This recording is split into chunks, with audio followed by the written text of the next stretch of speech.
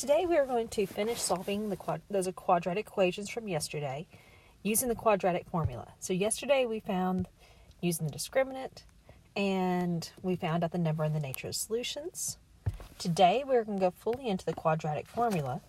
And again, remember that we are using the A, B, and C based upon it being put equal to 0. The A being in front of your square term, your B being in front of your variable, and your C being your constant, taking the sign with you. And so we have been practicing our song, and so remember it's x equals negative b plus or minus the square root b squared over minus 4ac all over 2a. And that's just a way to help memorize this formula. This formula, if you're going to use it on your ACT and SAT. It is a formula that's used in college algebra. It's not one that's going to be going away.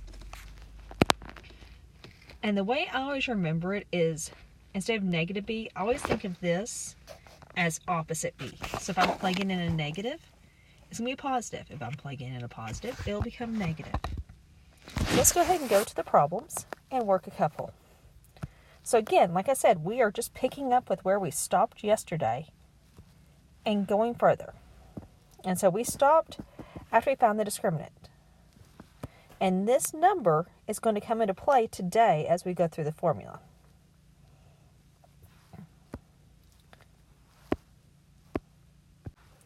So I always start with writing down the formula. And it says x equals negative b, but it's whatever variable you have. And in this case, our variable is n. So n equals, I usually do this over 2 lines. That way I have room to work everything. And so opposite b plus or minus the square root of b squared minus 4ac all over 2a. Well, we've already found the b squared minus 4ac, so we've already know what this number is. We don't have to find that again. So we're going to replace that with the 0. And so when we plug in, n equals opposite b, so that's going to make it a 12, plus or minus the square root of 0, all divided by 2 times a, and the square root of 0 is nothing. So that goes away. In this problem, we're left with 12 divided by 2, or n is equal to 6. So our one solution is 6.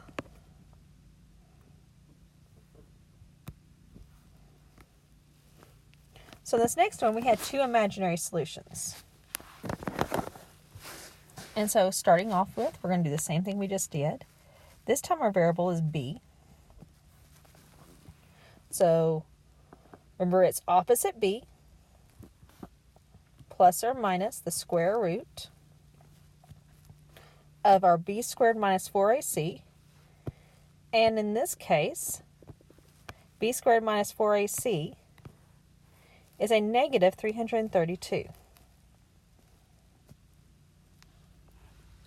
All divided by 2 times a. So I need to simplify that square root of 332. So I'm going to pause it now, and y'all are going to go through and y'all are going to simplify it and come back onto the video and we can see it at the next. So when we simplified that, you should have come up with, we had a set of 2's that came out, and the 83, which is, I know, a weird prime number. And as we start dealing with these and we're starting to deal with quadratic formula problems, the primes are not going to stick to those basic ones. That was just when we were introducing square roots. So I recommend checking what the square root of a number is first and see if it is a perfect square. And then that gives you a number to where you know it's not going to be greater than. Because if you take the square root of a number, you know that the factors that make it up are less than that. And so when we simplified this, it came out with 2i on the square root of 83. The other things I went ahead and changed is I changed the 22 from the 2 times 11. Now, if there is not a common factor all the way through, so is there a number that can divide into these numbers all the same? And in this case, the answer is yes. A 2 can divide into every single one of those. And so that's going to simplify, and we're going to get a 1 here, a 4 here. If it cannot divide into all 3 spots, we cannot divide. And so we can only simplify if it can divide into all 3 spots. And in this case, it can. And so we have 4 plus or minus I on the square root of 83 divided by 11.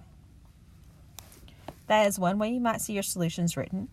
Another way is if it's in set notation, you'll separate them out usually. So you'll have 4 plus I on the square root of 83 divided by 11, comma, 4 minus I times the square root of 83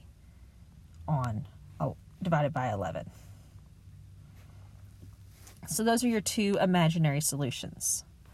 So either one of these will be acceptable unless it asks for it in set notation. Let's go to the last problem. In this one, we had 2 real solutions.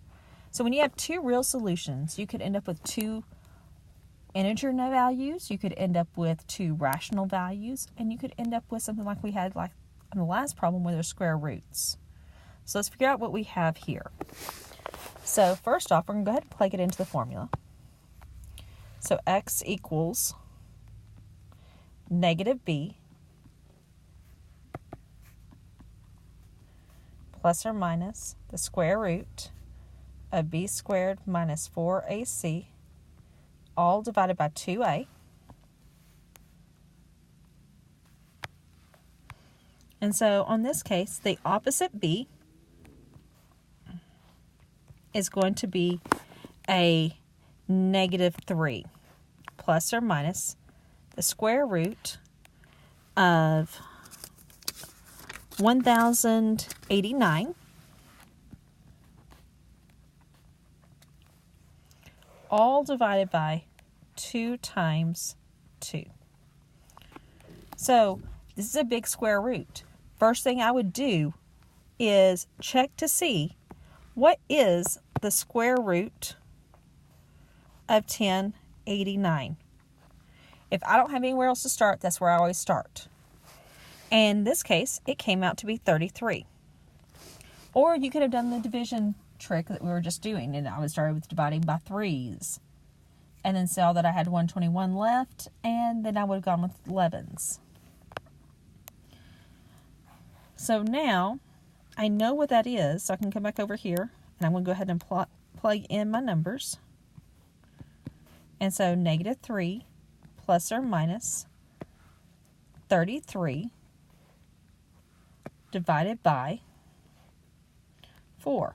And just like when we had the taking the roots problems, at this step, when there's no longer a square root, you have to split it into its 2 parts. You have to find out what those 2 fractions are going to be. So negative 3 plus 33 divided by 4. What is that going to be? So that's going to be 30 divided by 4, which reduces to 15 halves. The other one is going to be a negative 3 minus 33 divided by 4.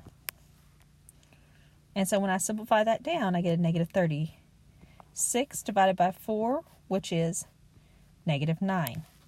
So my solutions on this one are positive 15 halves or a negative 9.